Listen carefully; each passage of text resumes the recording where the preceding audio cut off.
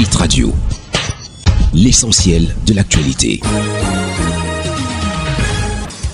Madame, Messieurs, bonsoir et bienvenue au journal sur Hit FM 103 et Cam News 24. Cameroun-Nigeria, une coopération densifiée par la mise en service du second pont sur la Cross River. Le Cameroun fait de l'aménagement des routes frontalières l'une de ses priorités ces dernières années. La nouvelle technostructure augmentera sans doute le volume des échanges entre nos deux pays. Le ministre Emmanuel Nganoujoumissi s'est rendu à ECOC afin d'apprécier l'ouvrage au nom du chef de l'État, président Paul Biya. Il est à noter que ce projet résulte d'un processus enclenché par un appel d'offres lancé en 2016 par le Cameroun et le Nigeria en vue de la conception d'un pont frontalier entre Foum, côté Nigeria, et ECOC, côté camerounais. S'agissant de sa localisation, l'ouvrage est situé sous le corridor Bamenda-Manfé-ECOC pour une distance de 203 km entièrement bitumée. Côté camerounais et Inugu, Abakaliki, Foum, 238 km côté Nigeria. De plus, le projet consiste en la construction d'un pont de 408 mètres de portée sur la Cross River, y compris ses voies d'accès entre ECOC et Foum.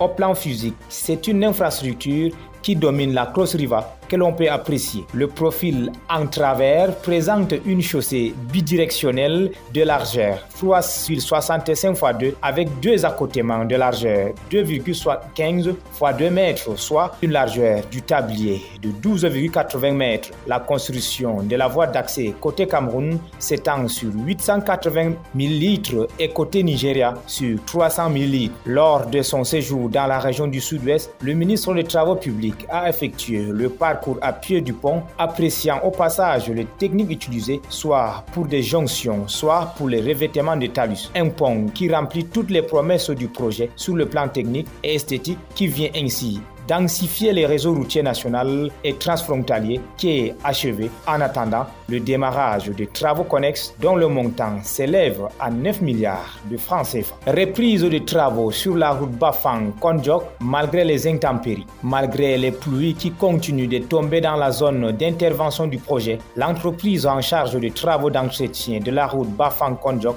reprend progressivement ses activités sur le terrain. L'abondance de pluie ne permet toujours pas d'effectuer de travaux de chaussée sous cet itinéraire. Toutefois, l'entreprise a repris ses activités sur le terrain avec des travaux de débroussaillement à partir du pont kilométrique 16+600 et le maintien de la circulation au point kilométrique 9+600 dans la localité de Bakou. Selon le planning élaboré par l'entreprise, il est prévu dès la fin des pluies la poursuite des travaux de chaussée et ouvrages. Les travaux d'entretien de la route Bafang-Kondiok qui s'étend sur 53,3 km entre les régions du littoral et de l'Ouest ont été attribués à l'entreprise CTP SAR pour un montant de 4,9 milliards de francs CFA, toutes taxes comprises. Les travaux prévus pour exécuter en 36 mois, répartis en 3 phases de 12 mois, consistent au bitumage de fortes pentes, à la stabilisation des talus des zones d'éboulement et de frondières et à l'entretien courant et périodique aux produits stabilisants du reste du linéaire en terre. Les travaux de la phase 1 sont estimés à 58,03% en ce début de mois d'octobre. Ce projet de réhabilitation de la route Kondiok-Bafang est une étape importante pour améliorer les infrastructures routières au Cameroun. Il contribuera à faciliter les déplacements des personnes et des biens entre les régions du littoral et de l'Ouest, favorisant ainsi le développement économique et social de ces régions. Les infrastructures sociales et économiques qui seront construites le long de la route témoignent de l'engagement du gouvernement à améliorer les conditions de vie des populations locales. Éboulement de terrain à la falaise de Champ, 4 morts et plusieurs blessés sur le carreau. C'est un mardi 5 novembre 2004 au noir du côté de l'Ouest au Cameroun à la suite du glissement de terrain survenu à la fin de la falaise dans la matinée. Selon le gouverneur de la région de l'Ouest, Awafonka Augustine, qui s'est immédiatement rendu sur le lieu de l'accident, de nombreuses victimes sont à déplorer et déjà au moins 4 morts ont été extraits de terre à la suite de fouilles menées avec le soutien des forces de défense et de sécurité. Les travaux d'urgence pour les déblayements de la chaussée sont en cours et peuvent prendre plusieurs heures. En attendant le rétablissement de la circulation, il est recommandé aux usagers de la route en provenance du littoral ou en partance vers le littoral de contourner par l'axe Bafang-Kekem, la circulation étant momentanément interrompue sur le tronçon Melon-Sanchou pour tout type de véhicule, indique le communiqué du patron de la région de l'Ouest qui par ailleurs invite les conducteurs à respecter scrupuleusement toutes les consignes de circulation qui pourront leur être prodiguées par les responsables publics et compte sur le civisme de population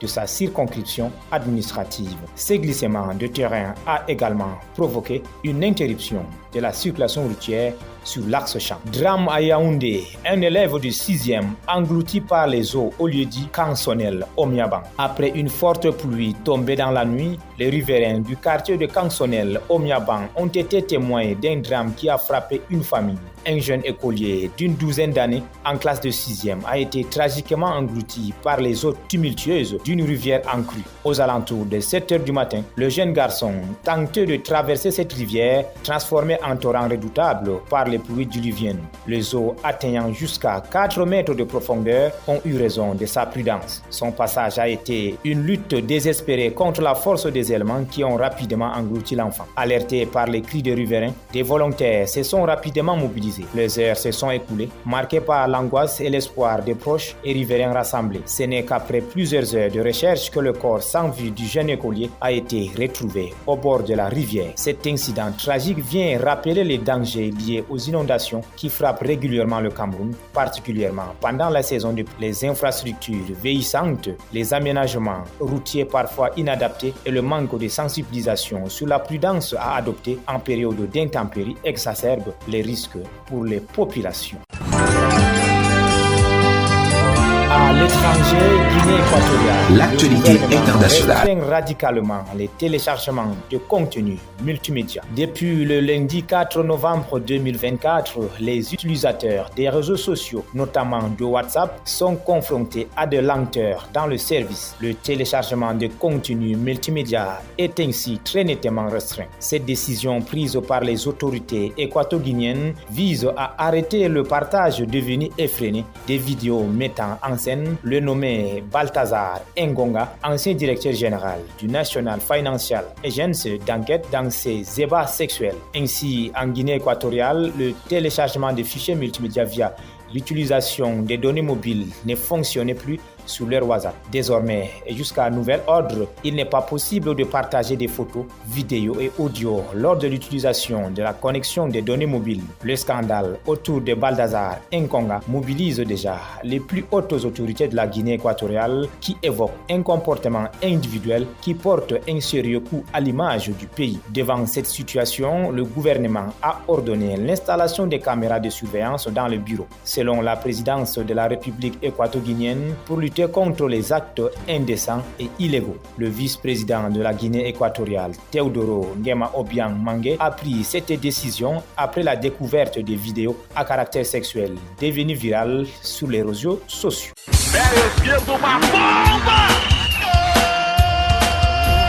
L'actualité des sports. En football, Ligue des Champions, Monaco arrache la victoire à Bologne et s'assure quasiment une place en play-off de la Ligue des Champions. Un match solide assez largement dominé en première période, un peu plus équilibré ensuite et finalement remporté par un but de Thilo Kehrer à la 87e minute, reprenant par réflexe un ballon dévié par Brel Mbolo sur un corner d'Alexander Golovin. L'AS Monaco a effectué une très belle opération en s'imposant à Bologne ce mardi en Ligue des Champions 1-0. Leur première période aura été mieux réussie et plus intense que la seconde, avec plusieurs occasions nettes comme cette tentative d'Embolo déviée par Lukas Churupski sur son poteau à la 15e minute. 4 minutes avant, un but justement refusé à Wilfried Singo qui aura gêné la sortie du gardien polonais à la réception d'un corner à la 19e minute. Entre un coup franc de Golovin à la 35e minute et un nouvel arrêt de Churupki devant Magnès Accluché à la 42e minute. Bologne aura donc eu également un but refusé à Santiago Castro pour une position de hors-jeu de Dang Joy. Voilà, madame, messieurs, c'est la fin de ce journal. Merci de nous avoir écoutés et surtout ne décrochez pas car nos programmes se poursuivent sur Hit FM 103 et Cam News 24. Hit Radio, une info d'avance.